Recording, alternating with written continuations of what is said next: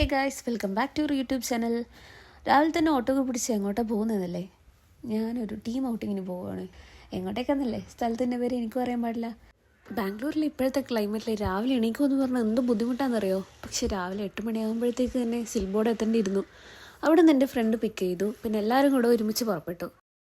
അങ്ങനെ ഒരു 3 hours ഡ്രൈവിന് ശേഷം നമ്മൾ ഡെസ്റ്റിനേഷനിലെത്തി. പോകുന്ന വഴിക്ക് തന്നെ ഓൾമോസ്റ്റ് വേണ്ട എല്ലാ സാധനങ്ങളും വാങ്ങിയായിരുന്നു കുക്ക് ചെയ്യാനൊക്കെ.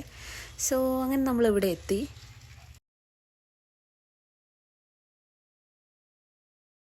ഒരൊറ്റ ദിവസത്തേക്കാണ് നമ്മൾ ഈ ഹൗസ് റെൻറ്റിന് എടുത്തേക്കുന്നത്. അപ്പോൾ ഒരു ഹോം ടൂർ ആയാലോ? അപ്പോൾ ബാ, കാണിച്ചു തരാം. ഇതാണ് ഈ വീട്ടിലെ hall, one of the beautiful area. TV വെച്ചേക്കുന്ന ആ സ്പേസ് എനിക്ക് ഭയങ്കര ഇഷ്ടപ്പെട്ടു. കുഞ്ഞു കുഞ്ഞു ഡെക്കർ ഐറ്റംസ് ഒക്കെ അടിപൊളിയായിരുന്നു. പിന്നെ കിച്ചൺ തൊട്ടിപ്പുറത്ത് തന്നെ ഉണ്ട്.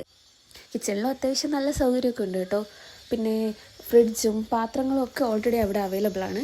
And this is bedroom number 1. നല്ല കംഫർട്ടബിൾ ആയിട്ടുള്ള ഒരു ബെഡും പിന്നെ അറ്റാച്ച്ഡ് ബാത്റൂമും പിന്നെ ഒരു കബോർഡും ഇവിടെ ഉണ്ട്. താഴെ ഇത്രയൊക്കെ ഉള്ളൂ. അപ്പോൾ മേലെ പോയി റൂമും കാര്യങ്ങളൊക്കെ ഒന്ന് കണ്ടാലോ? അങ്ങനെ നമ്മൾ മേലെ എത്തി.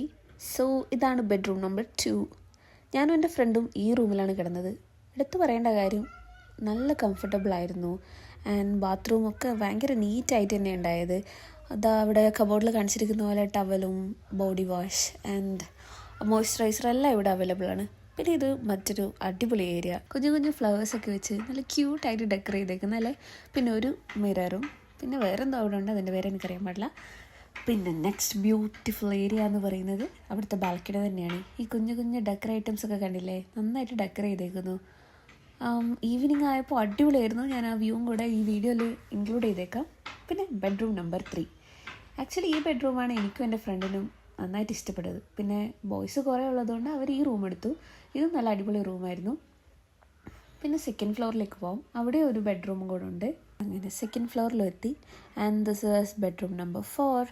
ഇത് അങ്ങനെ ഭയങ്കര വലിപ്പമുള്ളതൊന്നുമല്ല, അറ്റാച്ച്ഡ് ബാത്റൂമും ഇല്ല, പക്ഷേ ഒരു അടിപൊളി ബെഡും ഒക്കെ ഉണ്ട്. പിന്നെ ഇതും ടെറസിൽ നല്ല വ്യൂസ് ഒക്കെ ഉണ്ട്, അതൊക്കെ എടുക്കാൻ മറന്നുപോയി.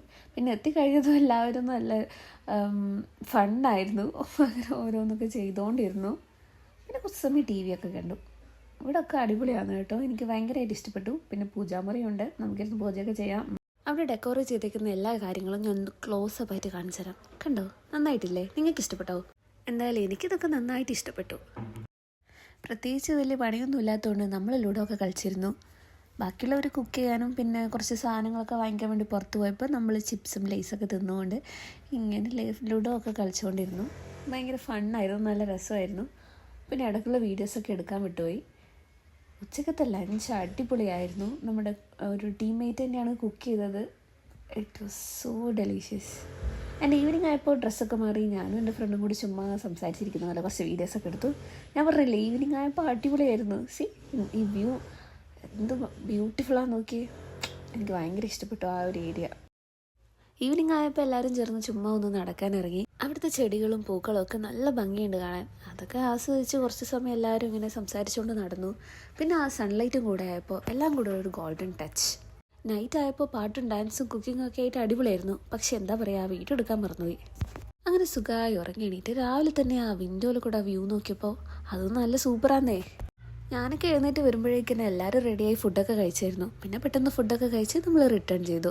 11 മണിക്ക് ചെക്കൗട്ട് ചെയ്യണമായിരുന്നു. സോ ഷാർപ്പ് ആ ഒരു ടൈം ആകുമ്പോൾ തന്നെ ചെക്കൗട്ട് ചെയ്തു. പിന്നെ റിട്ടേൺ യാത്ര, അതും അടിപൊളിയായിരുന്നു. ചുമ്മാ ഇങ്ങനെ അങ്ങോട്ടും ഇങ്ങോട്ടും ഫണ്ണായിട്ട് സംസാരിച്ചു. കുറേ ട്രാഫിക്കിലൊക്കെ പെട്ടു. പിന്നെ അങ്ങനെ ഒരു 3 hours കൊണ്ട് വീണ്ടും ഞാൻ ഇലക്ട്രോണിക് സിറ്റി എത്തി. എന്തു പറഞ്ഞാലും ഈ ഒരു ടീം ഔട്ടിങ് അടിപൊളിയായിരുന്നു. ടീംമേറ്റ്സിനെ കുറിച്ച് കൂടുതൽ അറിയാനും അവരുമായിട്ട് കൂടുതൽ മിങ്കിൾ ചെയ്യാനൊക്കെ ഇത് ഒരുപാട് ഹെൽപ്പ് ചെയ്തു. അപ്പോൾ ഇത്രയേ ഉള്ളൂ ഇന്നത്തെ വീഡിയോ. അടുത്ത വിശേഷങ്ങളായി മറ്റൊരു വീഡിയോയിൽ കാണാം. Bye guys.